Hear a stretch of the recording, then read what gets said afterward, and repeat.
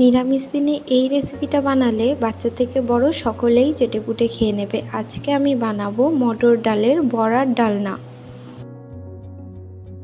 আমি এখানে 400 গ্রাম মতো মটর ডাল ভিজিয়ে রেখেছিলাম, সেটাই মিক্সিতে পেস্ট করে নিলাম।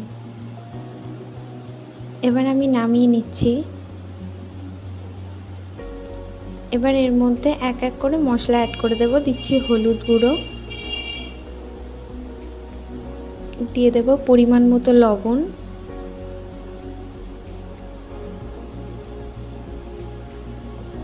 দিয়ে দিচ্ছি আদা বাটা,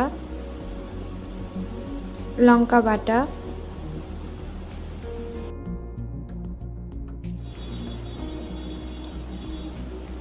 দিয়ে দিচ্ছি জিরে গুঁড়ো,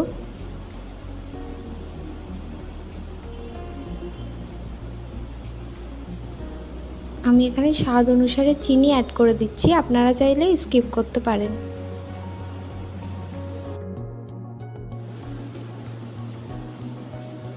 কড়াইতে দিয়ে দিচ্ছি তেল।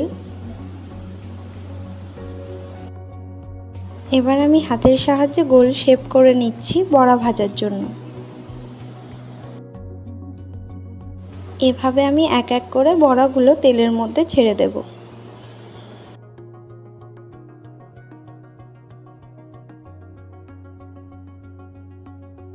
নিরামিষ দিনে আপনারা বাড়িতে এই রেসিপিটা অবশ্যই ট্রাই করবেন। কোনো ঝামেলা ছাড়াই এই রেসিপিটা আপনারা রেডি করে ফেলতে পারবেন।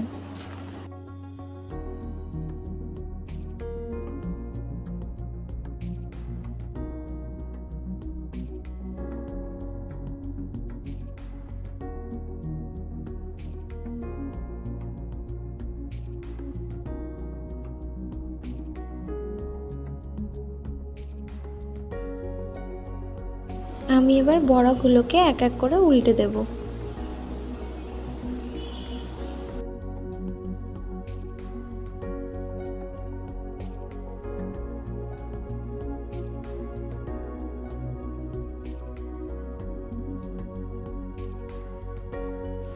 বড়াটা আমার ভাজা হয়ে গেছে, এবার আমি তুলে নিচ্ছি।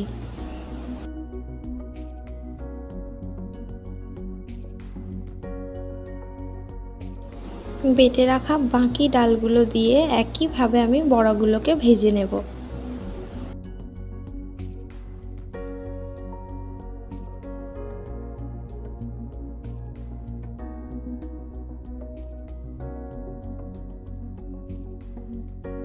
বড়াগুলো ভালোভাবে ভাজা হয়ে গেছে, দেখুন খুব সুন্দর কালার চলে এসছে। আমি এবার বড়াগুলো তুলে নিচ্ছি। বড়াগুলো তুলে নিয়েছি। দুটো মিডিয়াম সাইজের আলু আমি এখানে কেটে রেখেছিলাম, সেগুলোই দিয়ে দিচ্ছি তেলের মধ্যে ভেজে নেওয়ার জন্য।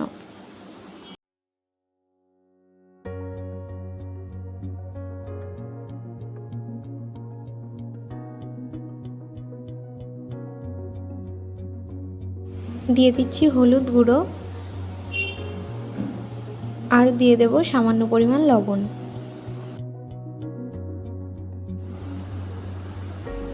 আলুগুলোকে ভালো করে ভাজা করে নেব।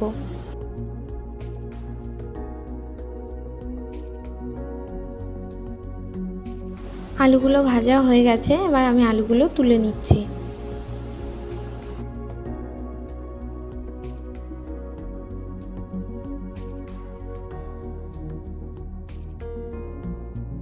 ফোড়নের জন্য আমি এখানে তেলের মধ্যে দিয়ে দিচ্ছি তেজপাতা, গোটা জিরে।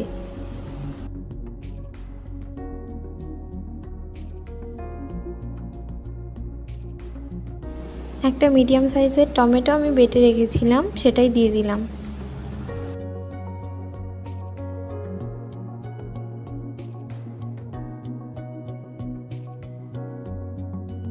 দিয়ে দিচ্ছি আদা বাটা,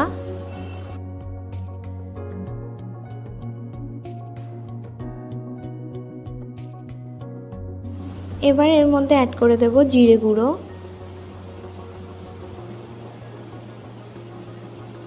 হলুদ গুঁড়ো,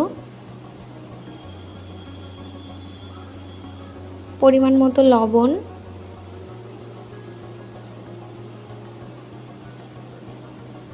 শুকনো লঙ্কা বাটা।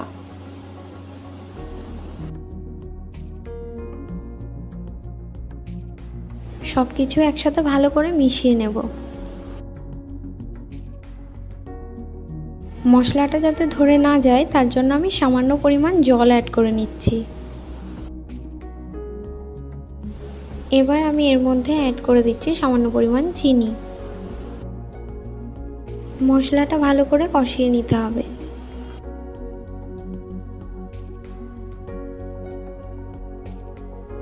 মশলাটা ভালো করে কষানো হয়ে গেছে, আমি ভেজে রাখা আলুগুলো এর মধ্যে দিয়ে দিচ্ছি।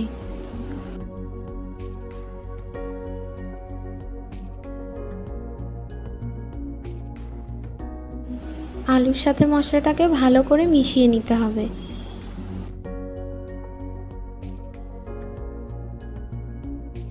সব কিছু ভালো করে কষানো হয়ে গেছে, এবার আমি এর মধ্যে জল দিয়ে দেব।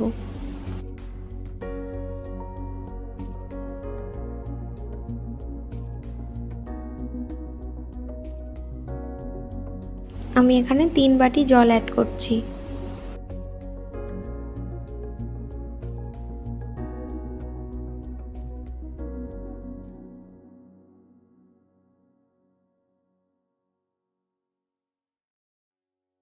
গ্যাসটাকে মিডিয়াম টু লো ফ্লেমে রেখে 10 মিনিটের জন্য ঢাকা দিয়ে রাখছি।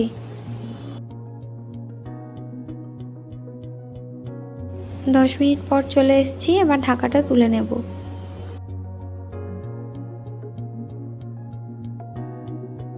এখানে আলুটা খুব ভালোভাবে সেদ্ধ হয়ে গেছে।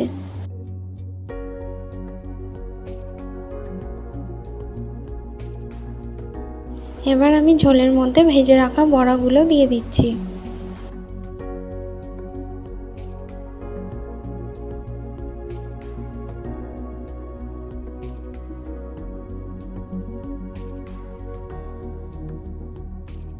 বড়াগুলো দেওয়ার পর ঝোলটা ভালো করে ফুটে গেছে, এবার দিয়ে দিচ্ছি গরম মশলার গুঁড়ো।